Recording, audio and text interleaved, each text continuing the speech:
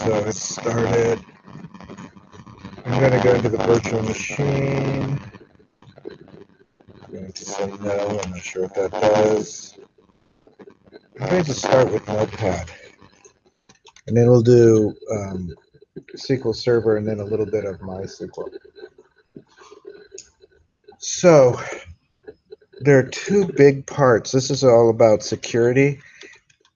And we're doing it kind of at the end and as an afterthought, but if you're really building databases, it should be the thing you think about first. Right? You should have security built into the whole structure.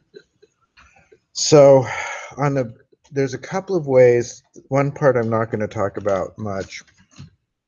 Typically, a database is on a network server, and you need to secure the network, right?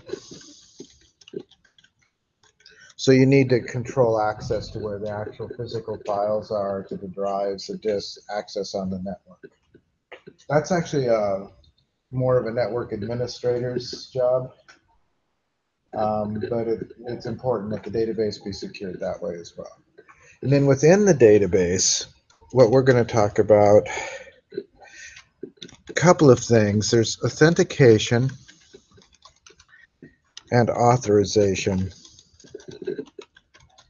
You guys know what authentication would be?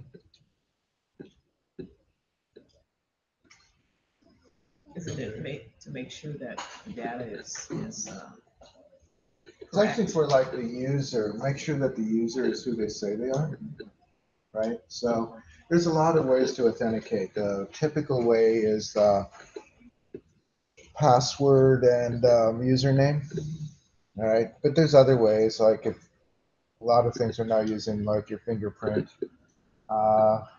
Surface, and I think the newer Apple has face recognition. There are the Microsoft was playing for a while with the pictures, where you just organize the pictures, and that's yeah, yeah. There's also certificates, right? You actually pay for a certificate, and what the certificate says is, I am who I said I am. Then you have to buy a new one. I was gonna say how long does a certificate last? Something like that. I don't know. Do you know? Certificate? Do you know how long a certificate lasts? Is it a year or does it go longer? It's generally a year. Oh. And change the certificate date? What? Can you change the date?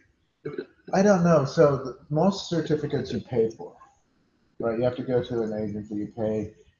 Supposedly they verified you are who you say you are, and then you send that as your verification.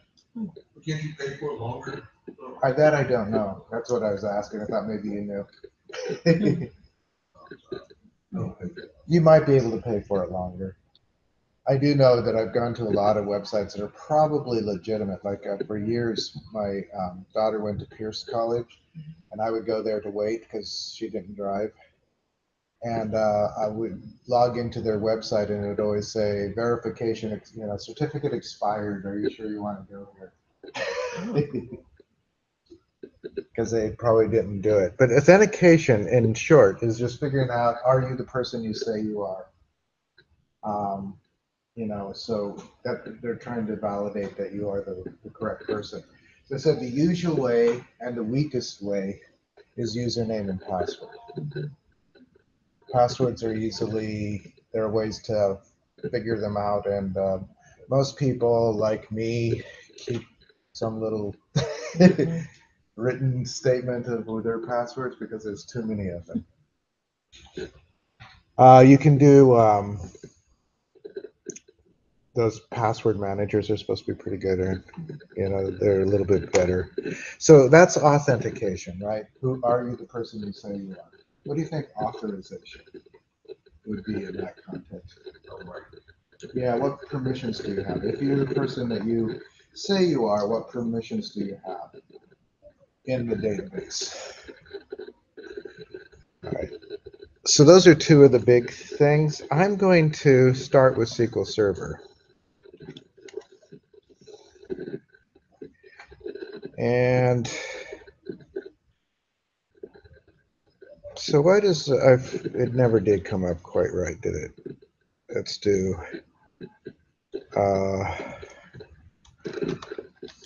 Microsoft SQL Server Management Studio. I know the authorization and the process in SQL Server better than I know it in the others. It also is a lot more complex than SQL Server. It's got lots of layers of security. That's one reason why companies pay for it as opposed to, say, MySQL, which is free, is that it does give you a much more robust and complex security setup.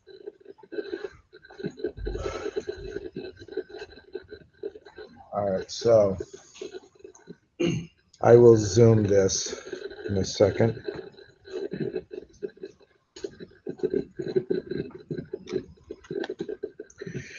I'm going to show you how to do it graphically, but I just want you to know that anything you do graphically, you can do with SQL. And it's actually a lot more efficient with SQL. I might show you both. So I want to show you a couple of things about security. Notice that, so let's open up a database. Let's just do Community Assist. It's got a security folder in here, but notice there's also a security folder down here. Right, every database has a security folder. This security folder, what do you think it stands for? It's not inside any database. Gives you access to the database. It does give you access to the database. It's also server level security. Right, one server can have many databases, and this is the server level. There are a couple of exceptions to this, but generally, in order to access a database, you first have to have permissions to access the server. Right? And then once on the server, then you get access to the database. So you almost always have to go through the server to get access to the database.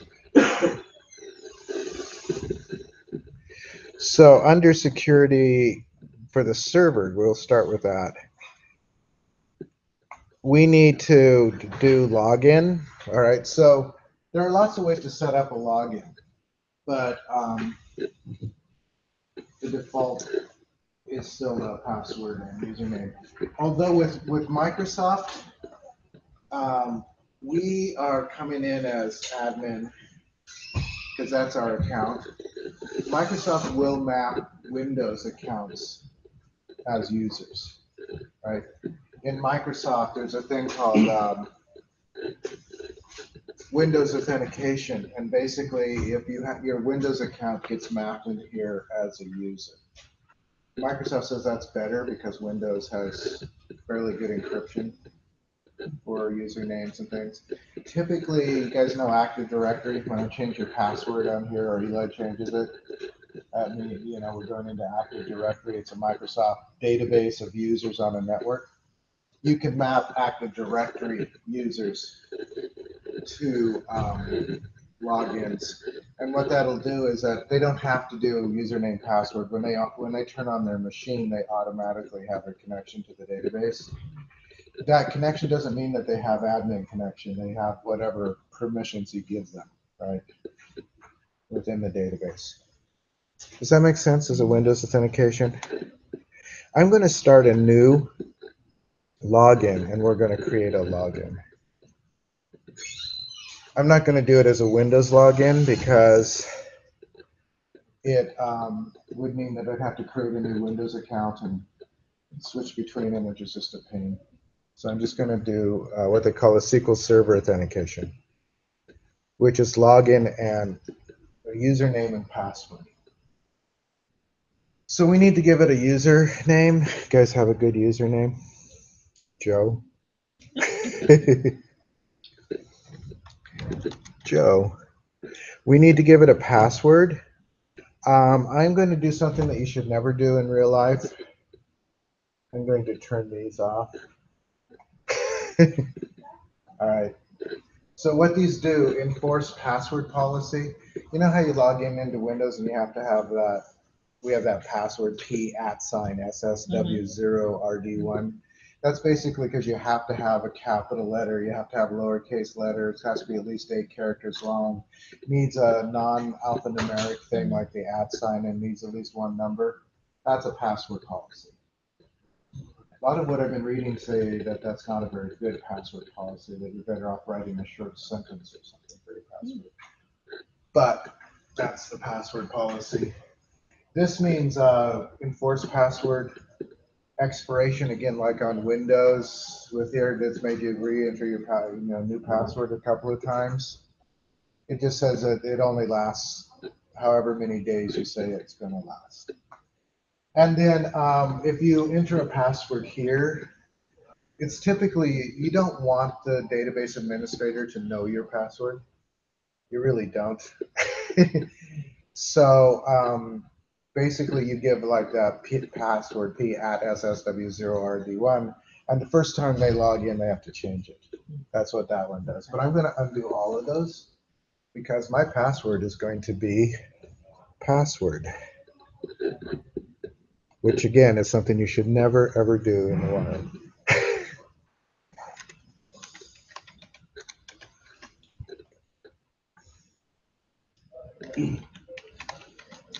And if I didn't turn those off, it wouldn't accept that. So I'm going to do,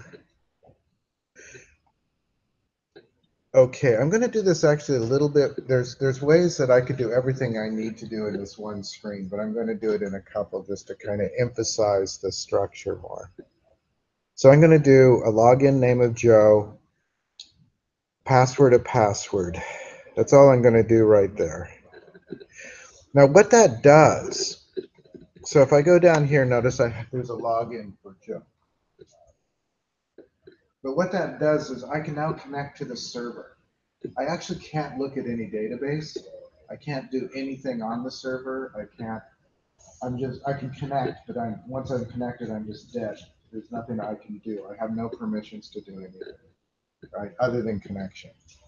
Just as a side note, Microsoft used to distribute SQL Server. This is way back before 2005. But it used to distribute SQL Server with everything wide open. All the permissions were granted, and they assumed that the administrator would go in and shut things off. So they got a reputation of being easy to hack because administrators didn't go in and shut things off. So now it ships with everything turned off.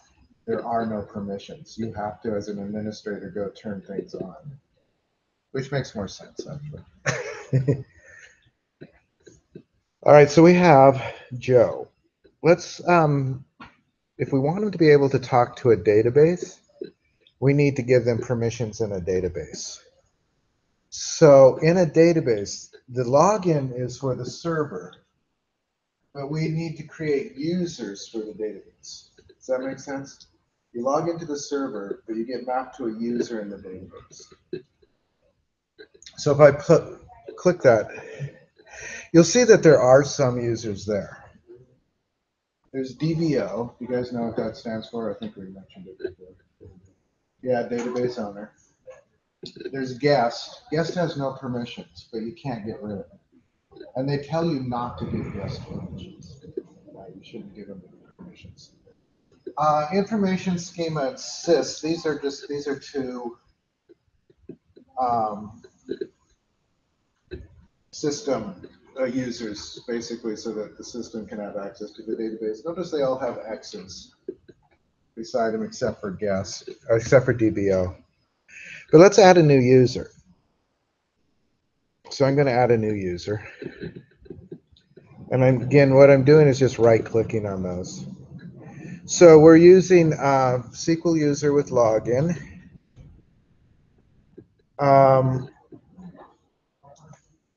There's also, a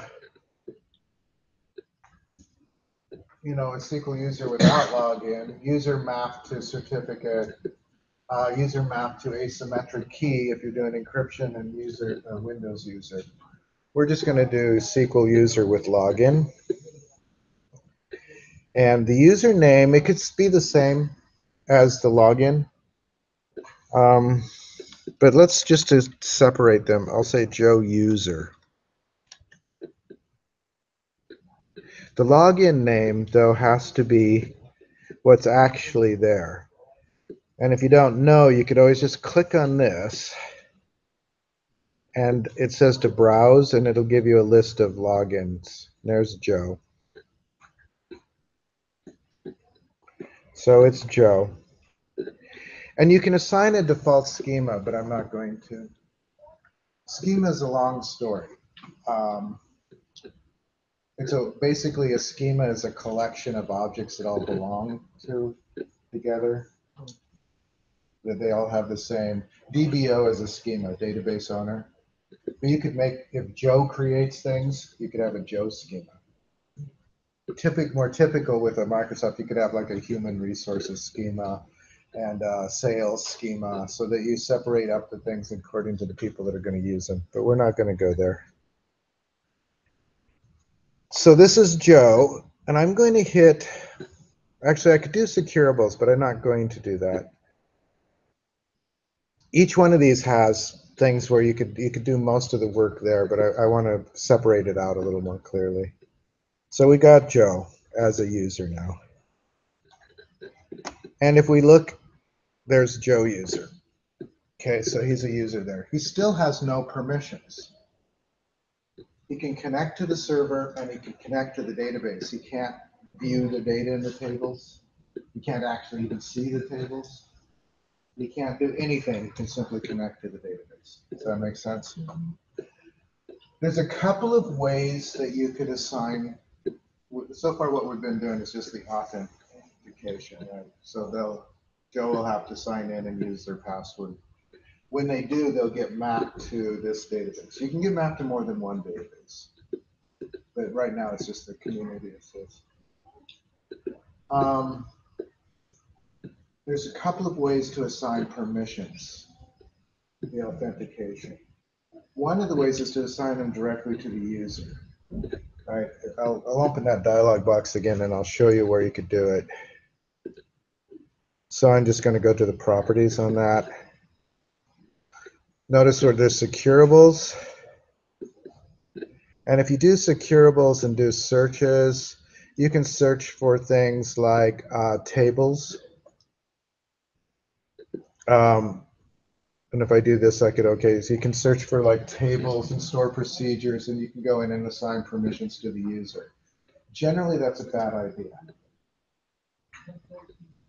If you have thousands of users, you don't want to keep track of thousands of sets of permissions. Does that make sense? Even if you have hundreds, even dozens, you don't want to necessarily keep track of all of that. So there's a better way to do it, which is, notice down here there are roles. And what a role is a collection of permissions. So the better way is, rather than assign permissions to an individual user, you create a role with the permissions that that user will need, and you assign every user that has those same permissions to that role. When they leave their job, you don't have to go in and remove everything. You just remove them from that one role, right? And then the permissions go away. There are some built-in roles. They're a little bit broad for anything that I would do. So I don't know if I want to explain all of them, but the access administrators basically allows you to handle users and logins and things. Backup operator, the only permission you'll have is to back up and restore the database. Data reader, when I'm testing something with an application, I often just check data reader, data writer. But they're a little bit broad for real life, because this means you can read everything, and this means you can update, insert, and delete everything. So real life, I don't generally want to give people that many permissions. Again, if you're testing a software thing that you're writing, that can be real quick. I don't know why you need to deny data reader, deny data writer, because if you don't grant a right, you don't have it. Does that make sense? Mm-hmm. In fact, in terms of ANSI SQL, there's no such word as deny, because Again, if you don't grant it, you don't have it. So you don't need to deny a permission. If you say that somebody's the database owner, then they have all permissions. They own the database. Right? They can do whatever they want. Security admin, again, is for, it means that you can set up roles, you can set up permissions. Public is always there, you can't get rid of it, and public has no rights, and you should leave it that way. But public is what allows you to connect when you don't have any permissions, right? You connect as public. And again, because you don't have any permissions, that's all you do is you just connect. Okay, so let's make a role. What is Joe's role? So I'm going to make a new role, database role. Let's say Joe is an employee. So let's make the role an employee. I don't want to make a Joe role. I want to make a role that's generic. So we'll call it employee. The owner, I think, will be just DBO.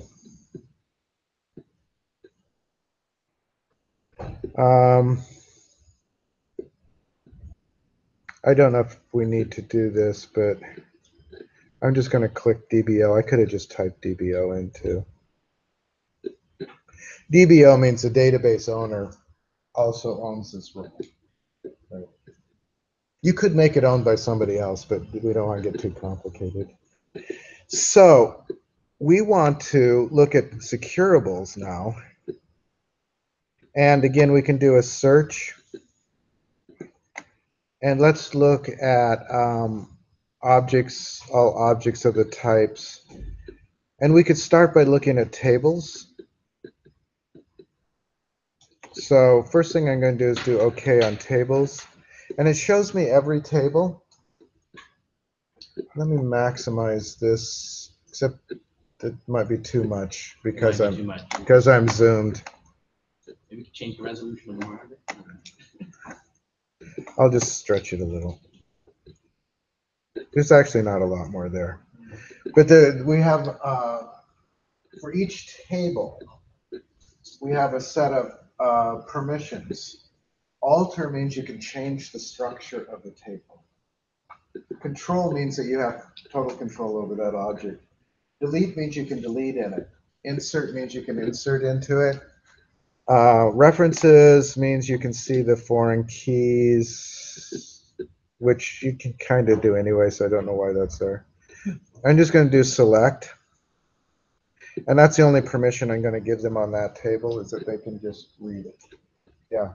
Does it mean you give the right to employee as the DBO? Oh, so DBO owns the employee role. They own the role. I mean, so if you're the database owner, you can make changes to the role. If you're not the database owner, you can't make changes to the role. Does that make sense? We're database owner by default because of the way we set this up. One of the things that I talked about very briefly in security is we're logging in as administrator, which gives you total power over the database. In real life, you should never do that. You should never log in as administrator unless you have to, because you could make a mistake, and there's nothing to protect you from that mistake if you're an administrator. So if you log in with lesser permissions, except when you need very specifically to log in as administrator, that's a better strategy. So contact, so let's say we could do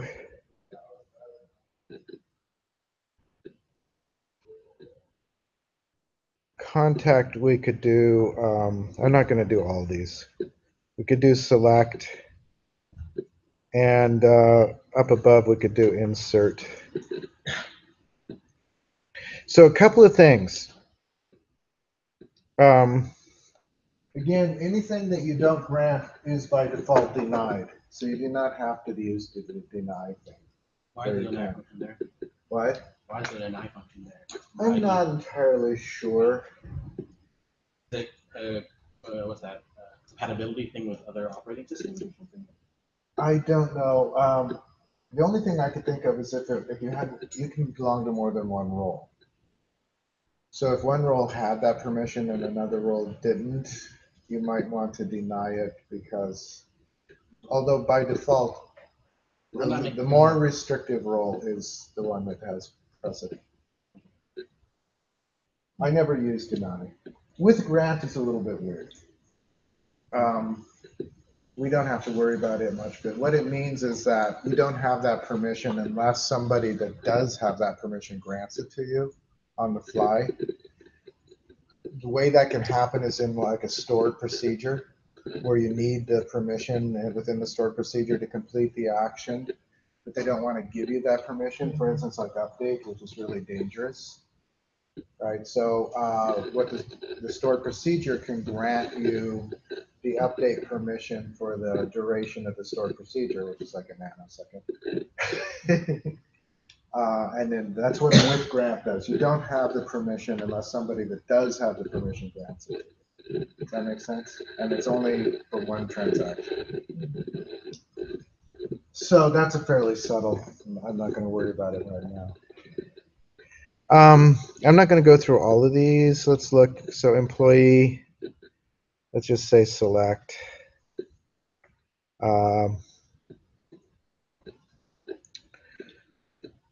Where they would have to have some things is under grant review, grant requests. They need some update permissions, which is way down here. And then I'm going to the select permission for sure, and insert. And grant review, they would need insert, update, and select. That's enough permissions. If you do this for real life, you need to really think through exactly what is needed for a particular role. You know, what permissions do they need on every single table, basically. There's also, so these are the tables that have permissions. Under the securables, if I search again,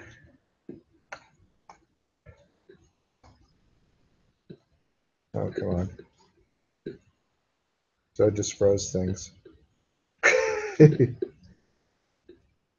Is this supposed to be system intensive? No, I could just do it. So it's sort of frozen. Why is it frozen?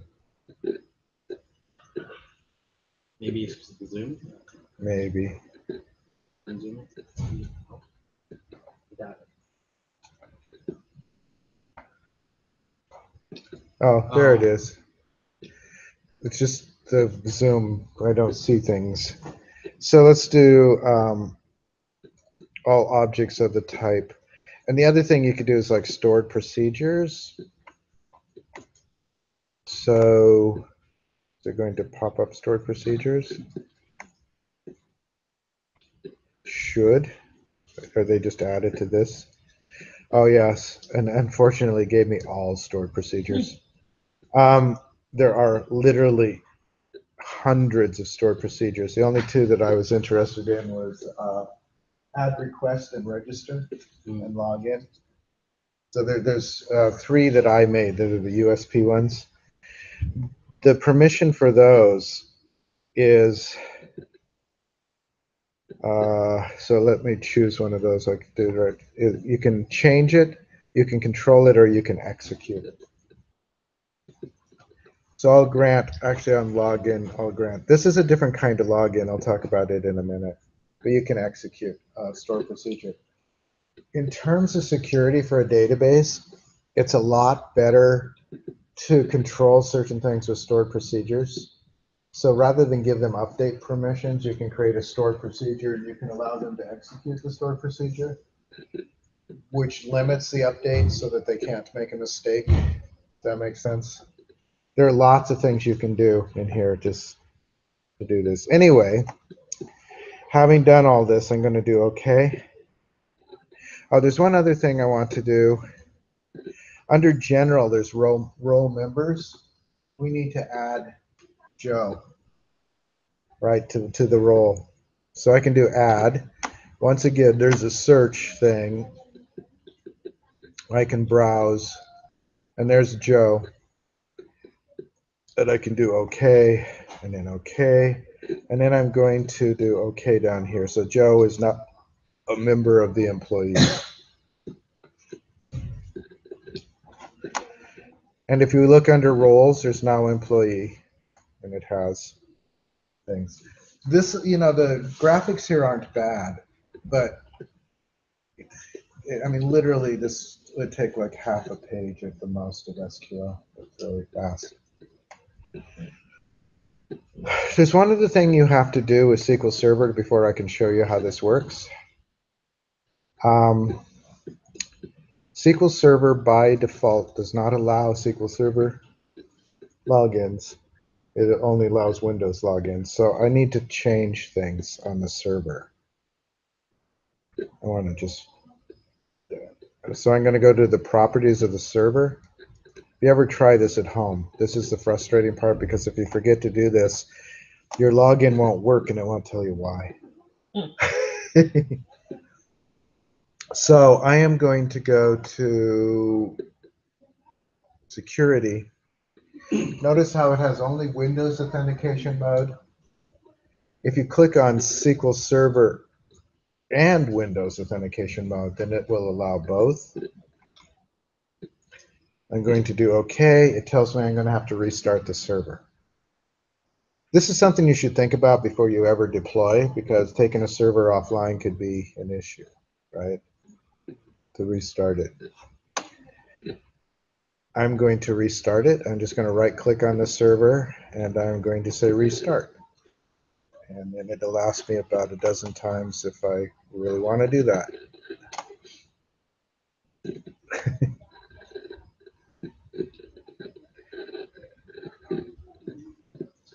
Okay, so it restarted. All right, so let's log in as the new user. And then I'll show you one other thing, and then we'll go to MySQL, and then we'll probably call it a day. I would do, yeah.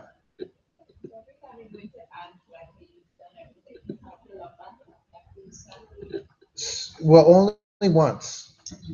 So you have to restart the server to allow that kind of login. Once you've done that, you never have to restart it again. It's just that one time. And you can, when you're installing it, if you know that you're going to have a lot of those, you can choose on the install to allow that kind of login. But you'll have to provide a SA password at that moment. And I don't like doing that because it gets, you forget it and then you're in trouble. So I'm going to connect again. I'm going to connect to the database engine. But instead of, notice how it's Windows authentication, and this is what we always used. I'm going to change that to SQL Server authentication. And I'm going to say Joe. And I'm going to do password. Did I do a capital password? If I didn't, yeah, I'll try it with the lowercase. That worked. Notice I have two connections to the server now. This one is still admin, and this one is Joe. So down here under Joe, I'm going to right click and do, I guess, I want a new query. So I open that up. I can see the other databases first. But if I try to open test, it tells me that it's not accessible, right? I don't have a user in there. I don't have any permissions in there. If I try to open up Vincent's, it says that it's not accessible. So if I open up Community Assist and tables, I don't see all the tables. I only see the tables that I have permissions on.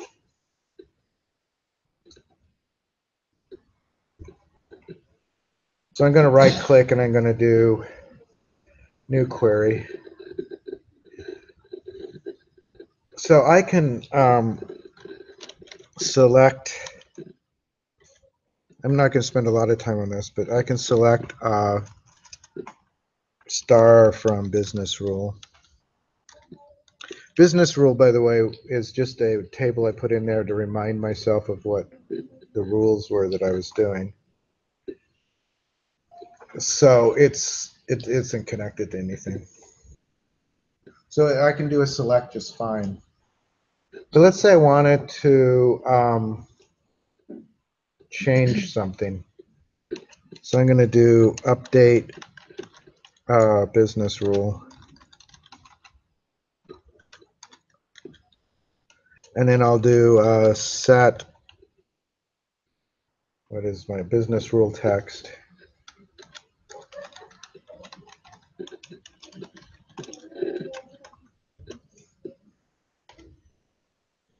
And I'm just going to put garbage in there. And it should have single quotes. And I'll say where business rule key equals 1.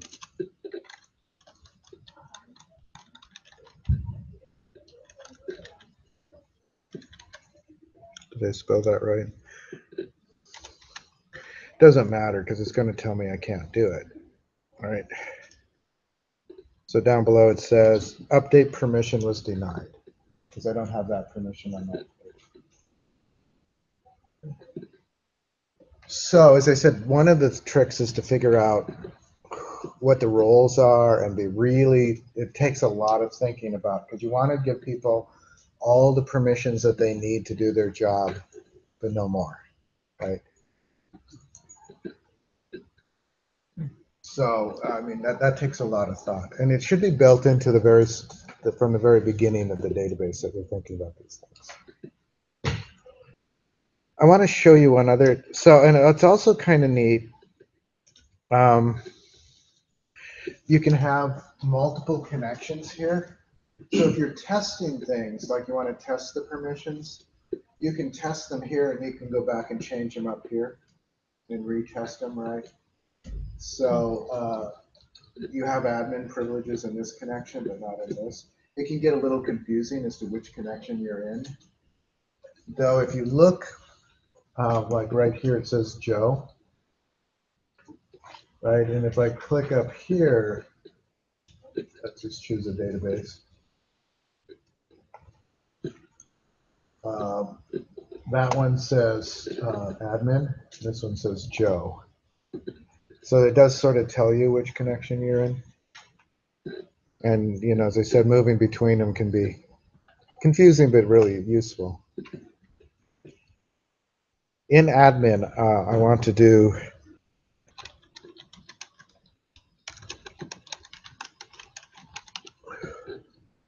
show you something a little different, and then we'll call this done with the.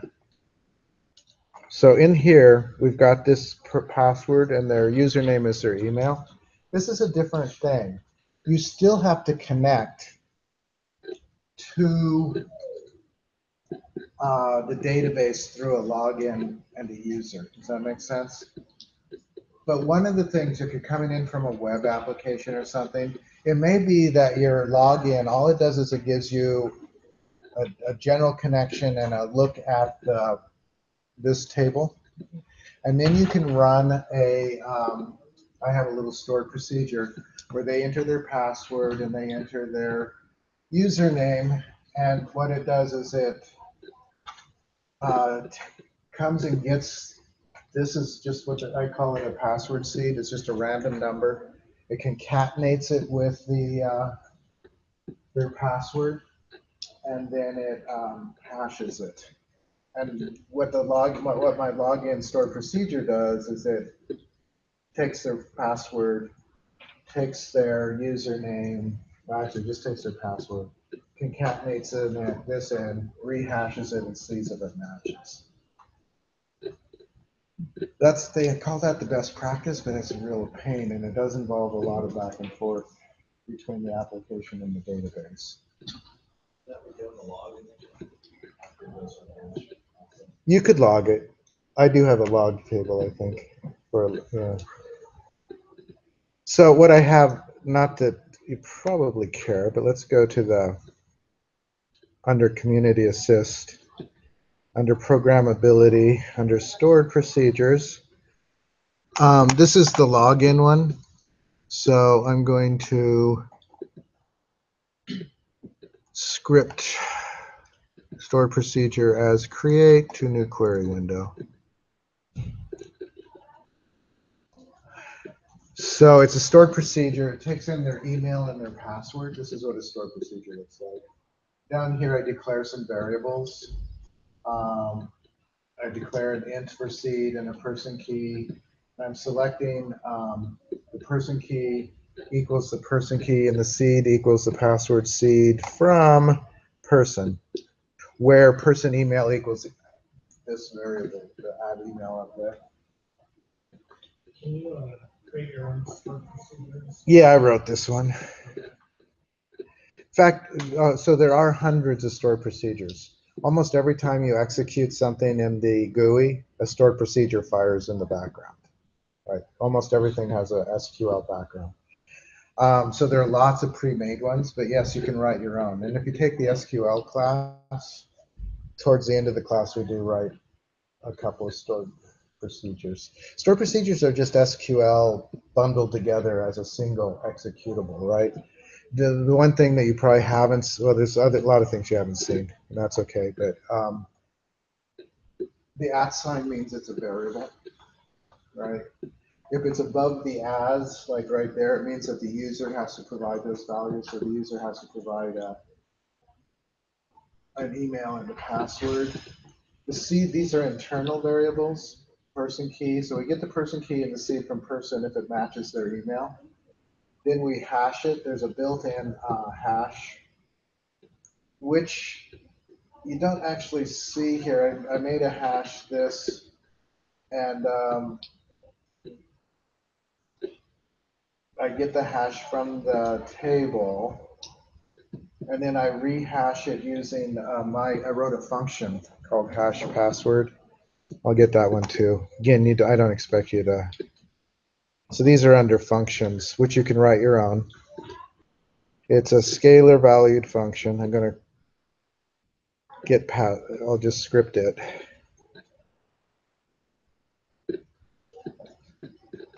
So what this does is it hashes a password. You pass in the seed and you pass in the password. It concatenates those things together, and then it hashes it using SH-2512 protocol.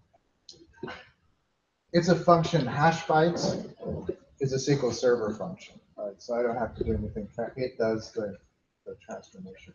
Hashes, not that it matters, but a hash is not encryption. It's not two-way. Once you hash it, there should be no way to reverse it. There should be no way to take a hash and turn it back into the word. When they get broken, then you can do that, though.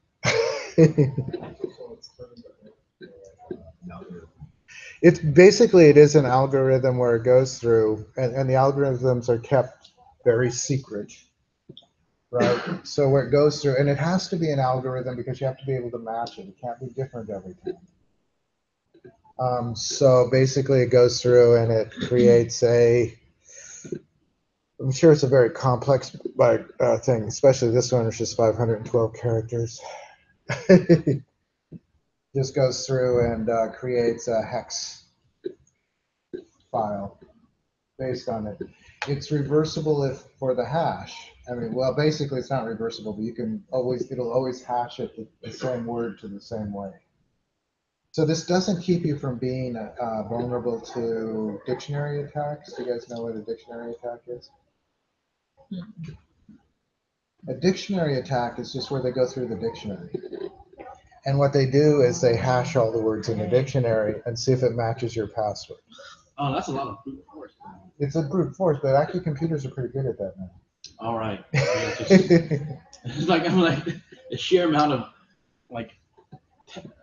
mixes of words. Yeah, I mean, and they probably use a subset of words that are most common, most likely to be passwords. right? The number one most likely password is password. But Also case sensitivity. yes, it is case sensitive, so you have to. Yeah, so this is like a lot of hashes you have to go through. Yeah, you'd have to go through a lot. Now, and one of the reasons why we have this seed, this random number seed, is that it foils the dictionary attack because you've concatenated in some random numbers with the password. Isn't there like an attempt thing? So like if you hit like a certain amount of attempts of trying to do this, it will just stop. You could probably set that up. I think that's more on the application side than on the. Less on the side. But it's fairly, I mean, particularly if you're constantly shifting your IP, which some can do. Dictionary attacks are fairly common. They don't always, I mean, 90% of them are not going to succeed, but if they succeed 10% of the time, you know, that's a fair success rate. Even if it's 5% of the time, if they succeed. So, although the other thing I'll say about security, and then we'll go on to do a little bit with iSQL. Most data breaches in databases are not because of external attacks, they're because of internal employees who give their password out or get disgruntled and attack it or have a reason to get the stuff out and just sell it, you know, basically. So an internal employee is more likely to cause your problem than an external attack, although external attacks can.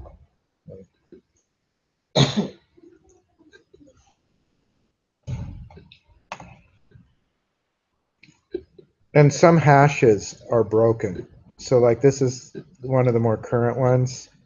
There's some earlier hashes that are broken, meaning that people know the algorithm. If you reverse the algorithm, you can get back to the word. So they keep having to update these too.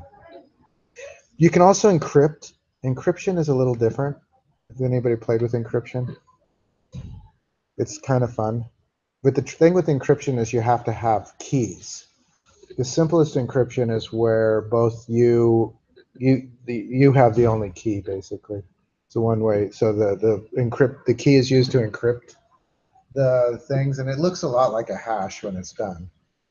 But it's reversible. If you have the key, it will automatically reverse it. So the key is basically usually a series of characters that it uses as the seed for how it's going to encrypt, right? So you write a phrase, and that phrase will be used to set the numeric pattern for the encryption. It gets really complicated though. So there's the one where just anyone that has the key can get in. There's also where there's a public key and a private key. Right? So and I actually have never really understood how private keys and public keys work. Does anybody? No? Nobody's done networking and encryption? Yeah, so anyway, there's encryption and there's all of that. So SQL Server has fairly deep security. This is the Express edition. It's pretty close on the other two, except you have a few more encryption options. Like you can encrypt the entire drive if you want, which you should do if you are like taking all of your employees' information away home on a laptop. You should encrypt the drive, because otherwise, if they can get into your machine and just open SQL Server, they have all that information. If you encrypt it, it's a bit of a pain. You can't open it unless you have the key. The key is not allowed to be on the same disk. So you have to have a thumb drive or something with the key. Right? And you plug in the thumb drive and use it as to decrypt it. So they would have to steal both the computer and the thumb drive, which is probably not that hard if they're in the same bag. But, you know. How specific can you get with like permissions on on tables where some fields are So accessible and you actually can do that. So let's go. Let's go to the roles again. So I'm going to go to security. when you're creating the database. So you there's can. steps that you can take there to make it so that down the line you can lock some fields. You can lock some fields. I would suggest not doing that, but I'll show you that you can. So I added a role. So database roles, employee. I'm going to go to properties. And let's look at securables. And let's look at just, so we want,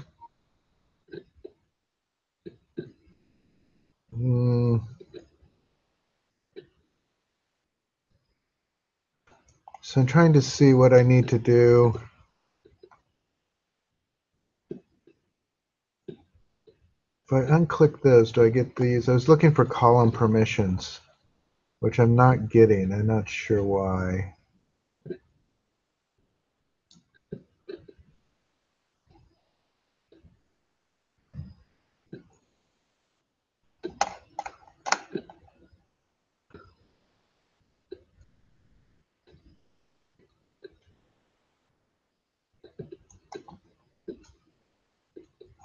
Okay, so I've got all tables here.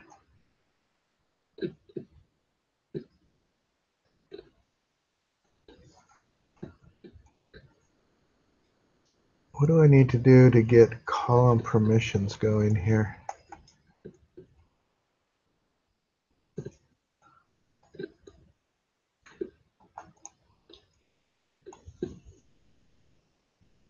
Usually that's active. I'm not sure what I need to do to make column. But I would suggest rather than doing column permissions like that, what you do is you create views, which we haven't talked about. So views are pre-written queries, basically, saved queries.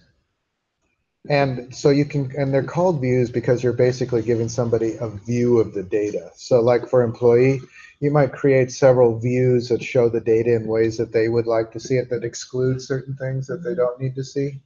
And then you don't give them permission to see the table, you only give them permission to see the views. Does that make sense? As an administrator, do you see the views as a schema?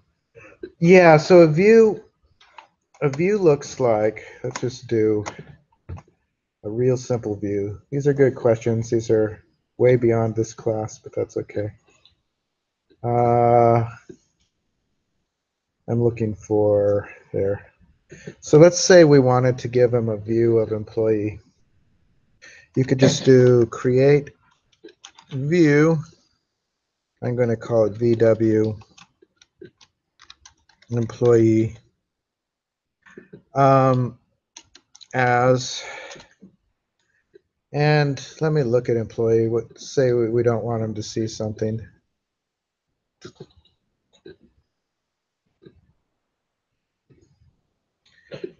So let's say we want to see select person first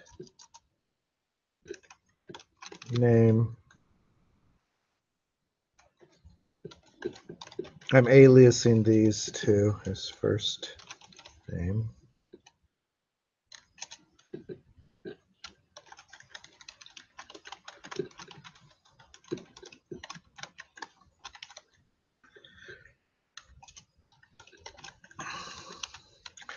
So by aliasing them, what I'm doing is I'm giving them a new name.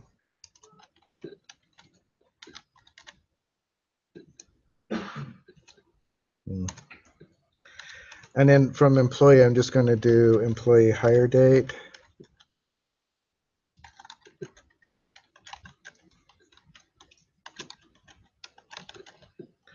And I'm not going to show the salary.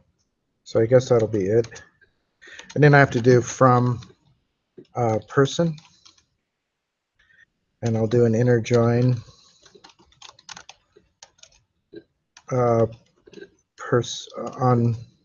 So inner join employee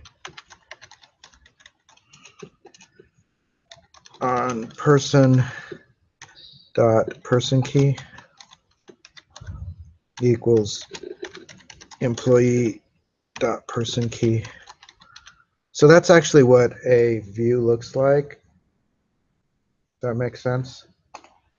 Is there a graphical interface for like a sanity check? Well, what I do is I usually execute that, make sure that's what I want. Then if I save the view, so I'm going to execute that. That one just says it's completed successfully because it created an object. Now I could, like I said, I could give them permission, not permission to see the table, but I could give them permission to do the view. And it's just like, I'm going to do select star from VW employee. You treat it just like a table, you know, and it gives me that.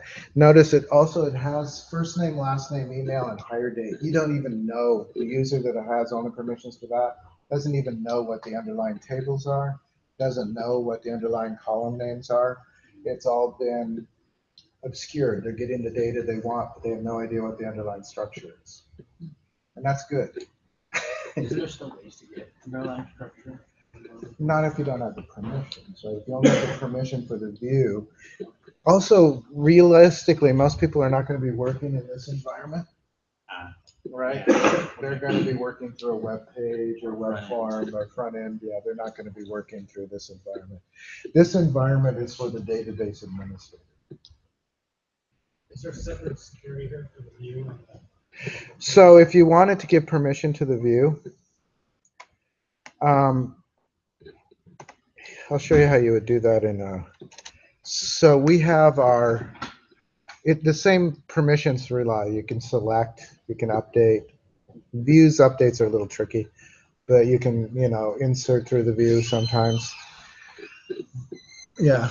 It sounds to me like you were saying that creating these permissions is almost more important than creating the front end permissions, because this is where the data will be stolen. So for example, someone in the marketing department doesn't need to see any of the financial data, so it should be their access to maybe financial data should be restricted to. So in the SQL Server world, at least, because SQL Server is usually used by big companies, right? If you're the database administrator, you're probably not the application developer.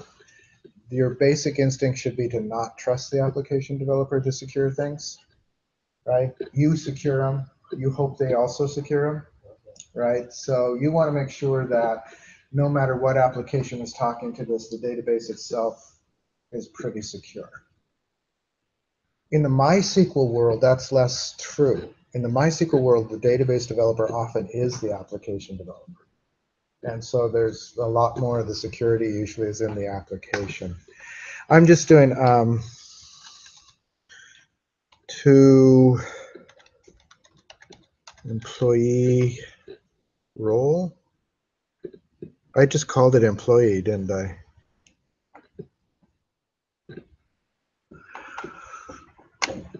Let's see if that works.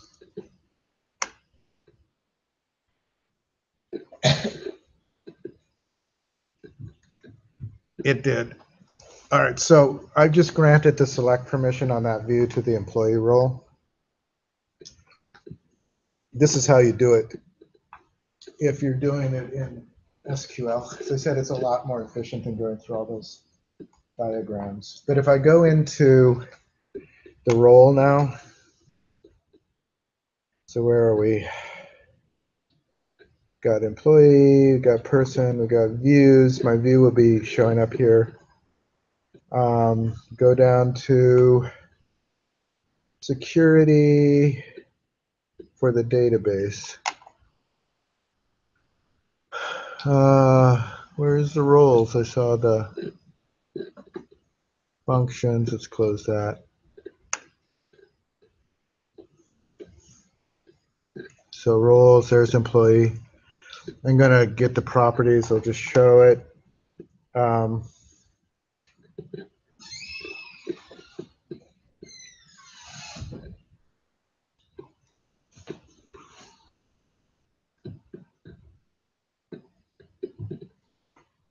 I'm looking for the, should be there.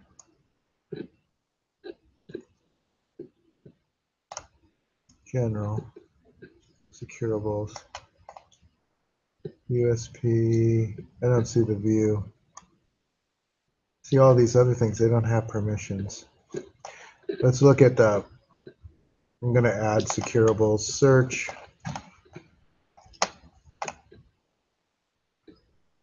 And we want to look for views. There's only one view.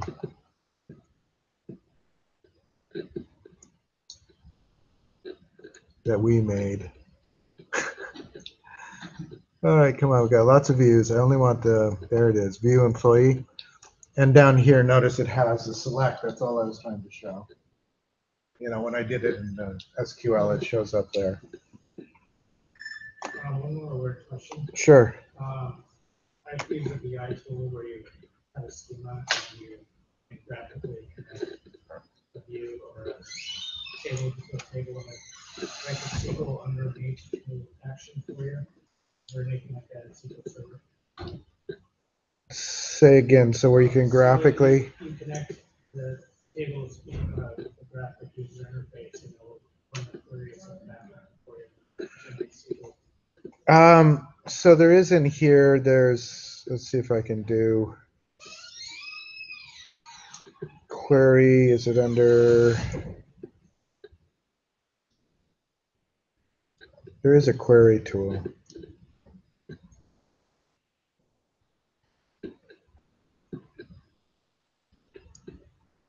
No, that's not what I want.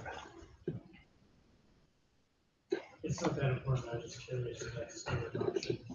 They have a tool kind of, have you ever used Microsoft Access?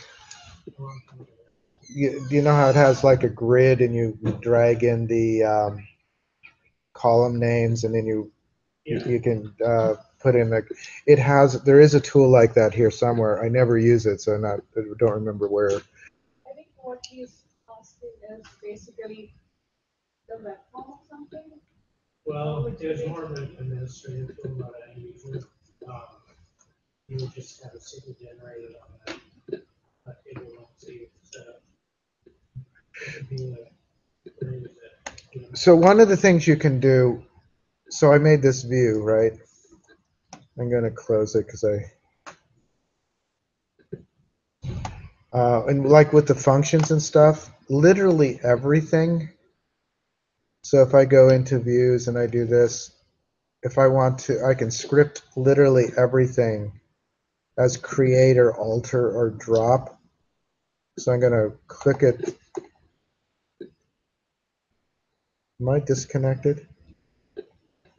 Okay, so anyway, it will literally, anything in SQL Server, pretty much you can right click on it and script it to SQL. Does that mean?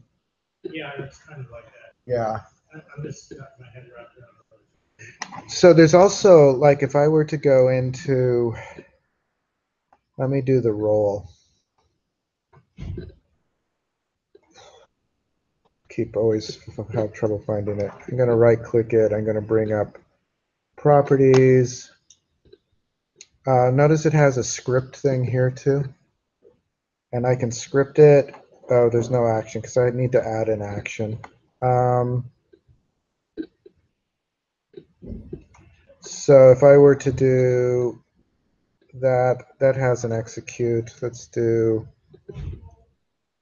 grant review, that has execute and update. Let's do an insert too.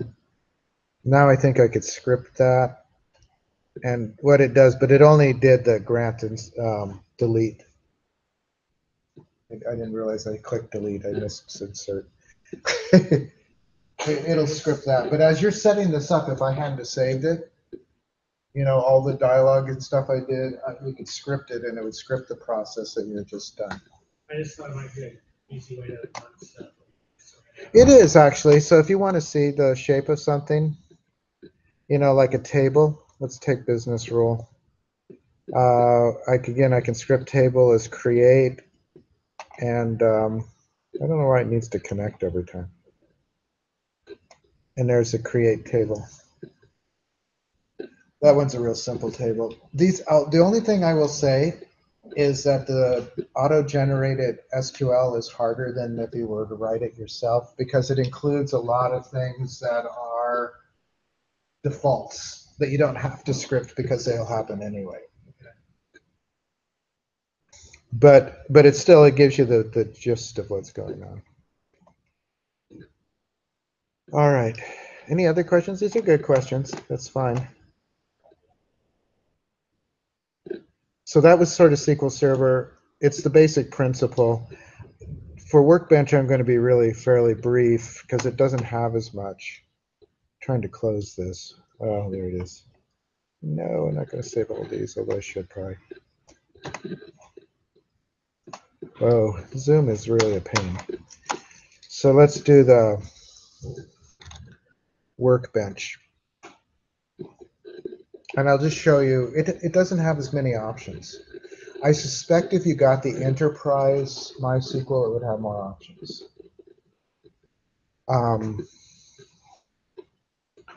So I'm just going to connect. Okay. And so we got Python Club. I don't know if I have any data in these.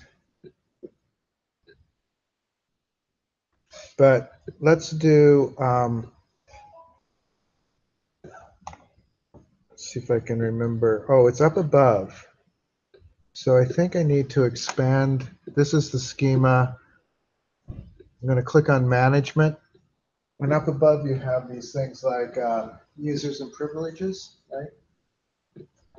So what I'm going to do is I'm going to click on that, and it will give me a thing where I can set up users and privileges.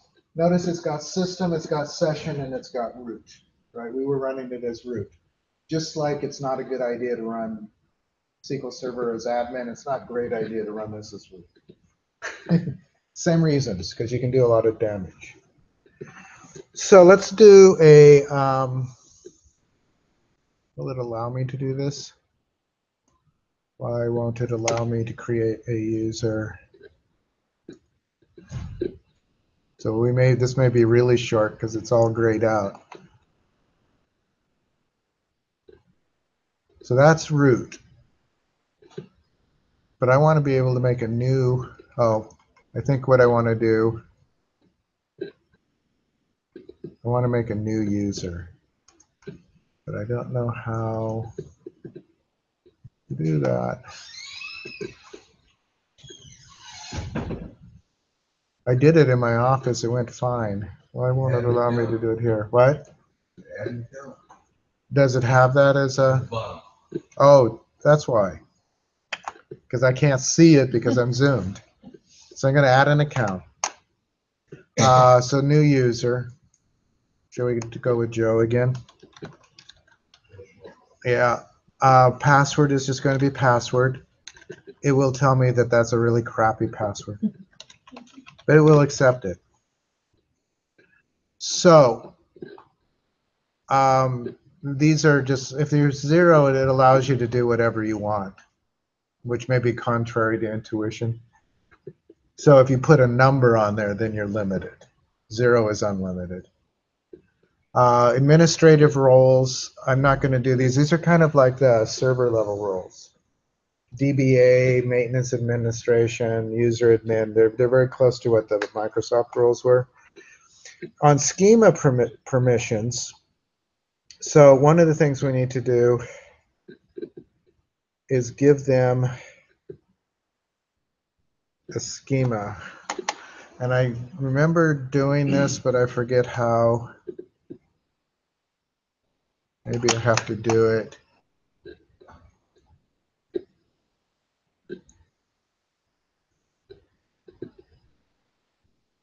Schema privileges. There's a button.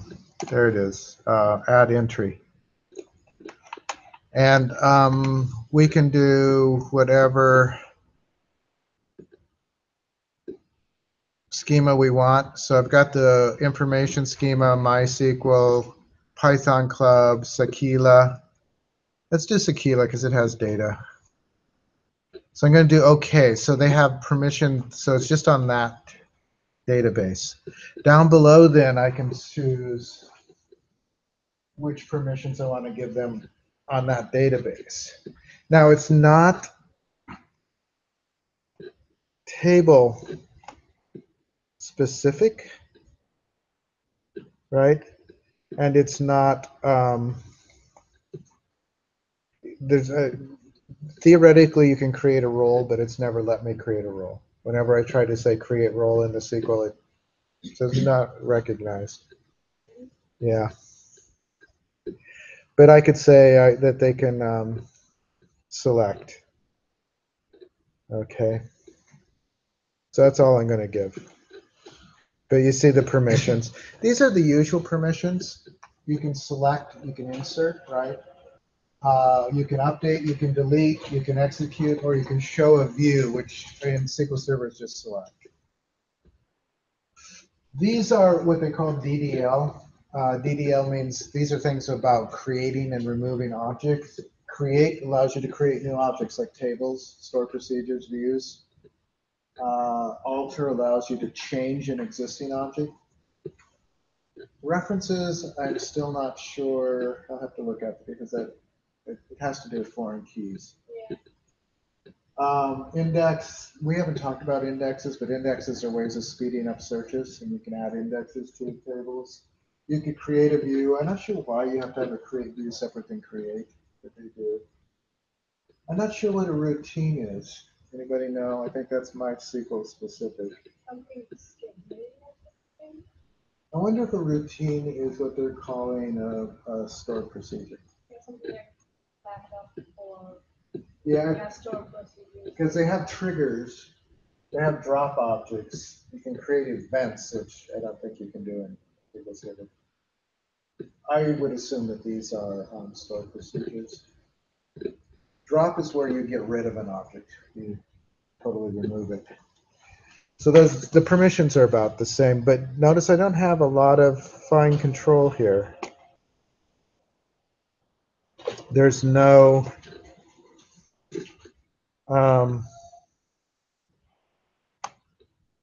way to apply them to specific tables. So I'm going to apply what I've got. And then what I'm going to do is I am going to, I need the server again. Client connections, which actually will just show me what connections I've got. Can I add a connection?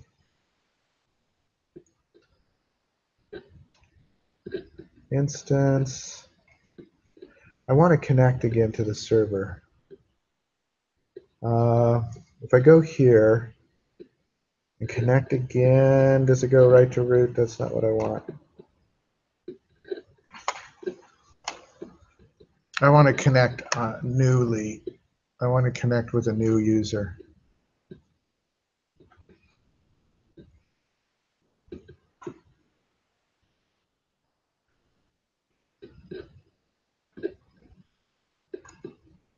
No, that's not what I want to do. I did this just a few minutes ago.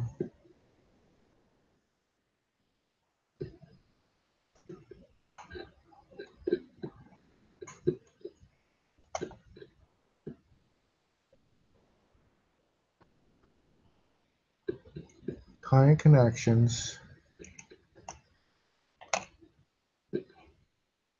I just want a new connection.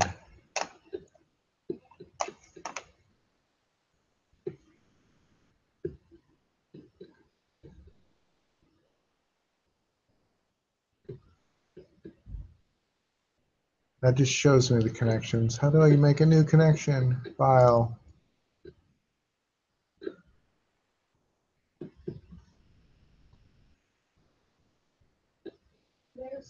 Connected database. This is what I want. So instead of username, I'm going to do Joe. And the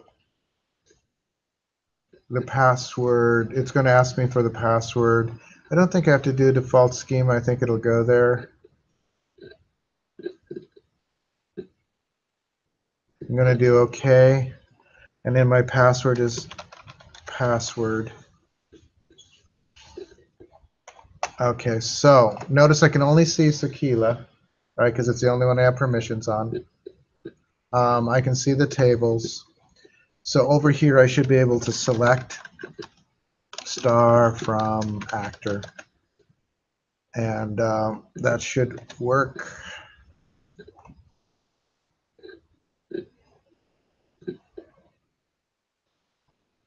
Why did it not work?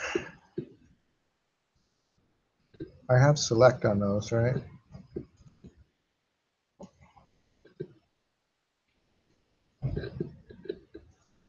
Didn't give me a permission.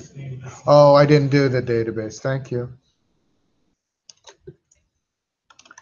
Use, you would think if it's the only database there that it would know that. Okay, now this should work. So that worked. And then if I want to, I'm just gonna, so the first one is Penelope. I changed it to Smith. I don't remember what it was originally. I'm going to try to do an update. Actor.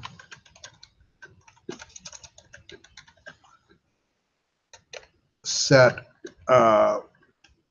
last name equals, let's just make it all caps. And that should have single quotes, I believe. And then where actor ID equals 1. So, but it's not going to let me do that.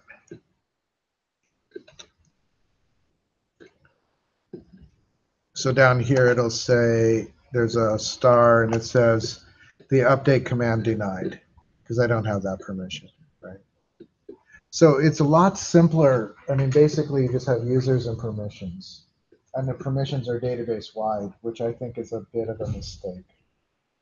You know, I would want to assign particular tables and particular things, not just broad permissions. And I tried some of the others. It may be that you need something more than the cheapest, freest one to do those things.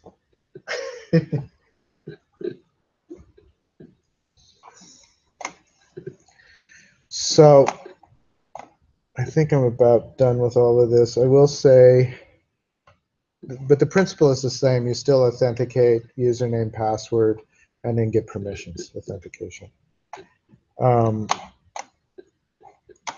In Mongo, I'm not going to try to do this, I don't think, but what you do is you go into the admin database, you create a user, and you create permissions. Then you have to restart Mongo with authentication turned on, and then you provide the username and password. But you have, what I was having trouble with is that it wasn't pathing right. It couldn't find the admin database. Even though it let me add to the admin database, I couldn't find it. So I will play with that a little bit more. But in Mongo, what you do is you actually go into the admin and you create a JSON file that says what the user's name is and what permissions they have. Is that like an easily grabbed JSON I file? sometimes I wonder about that. Yeah. So the JSON data, let's go in here real quick, is binary. So let's go local disk C. We go into data, and if we go into DB, these are the files for that we've created in our plane. Right, so there's lock, I'm not sure what wired tiger and all of that is, Mongo lock. But these are the files, and I don't think You know, there's no way to read them directly, and they do that on purpose, right?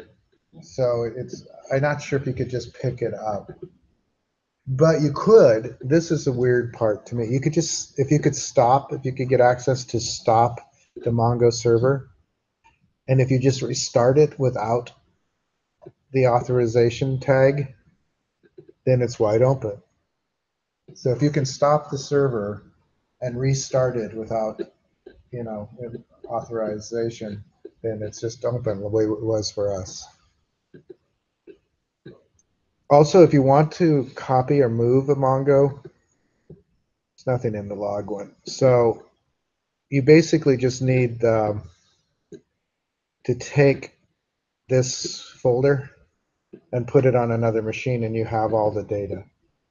So if you copy that, you can move it to another, just paste it into the DB part of another machine. I was just curious how big that is. 201 megabytes right now, which seems a bit large for what little we've done.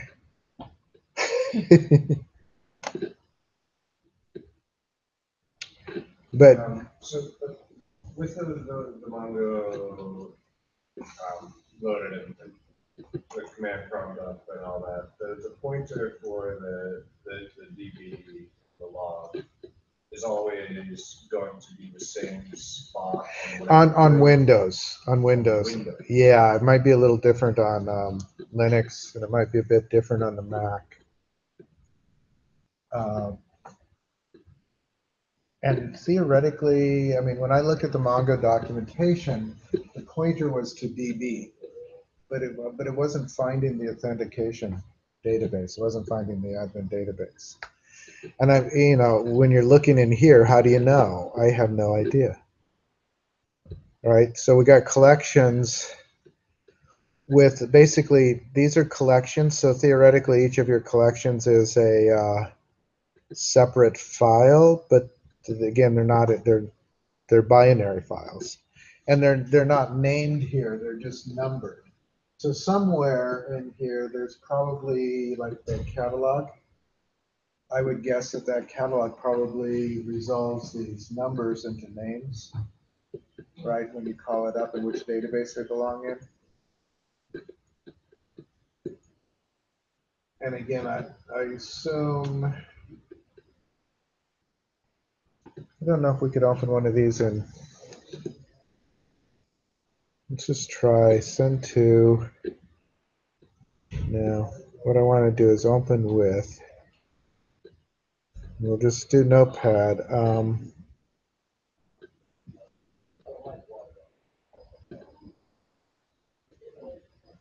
Just to see what it looks. Yeah, it's binary. So, but you know what? There is readable bits of it. Well, actually, you could always read the text parts of a binary. You probably don't remember because you'd have to be. In the old days, there were utilities you could do that would scan a binary file, and you'd see all this, the weird characters and zeros and ones. But you'd also could find plain text in it, wherever there was plain text. Generally, they don't have those utilities much anymore. All right, so I think I'm done for today. Do you guys have other questions? The questions that you had were good. This was, as I said, just for your information, but I just think it's useful to know that security is an important part of any database structure. We spent all of our time mostly working on how to organize a database, what that looked like, putting in a little bit of data, but the security is equally important. It's just that usually you have to know how to do all the others before you can actually apply the security well.